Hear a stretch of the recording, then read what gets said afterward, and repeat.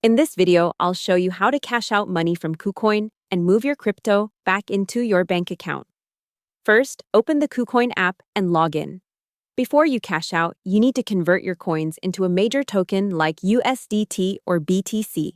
Go to Trade, sell your altcoins into USDT or another liquid pair, and wait for the order to fill. Now you have two main options to turn that crypto into cash: P2P or a fiat off-ramp / another exchange, depending on what's available in your country. For P2P, you go to the P2P or Buy Crypto arrow P2P section in KuCoin. Choose Sell, pick your currency and payment method, like bank transfer. Enter the amount and confirm the order.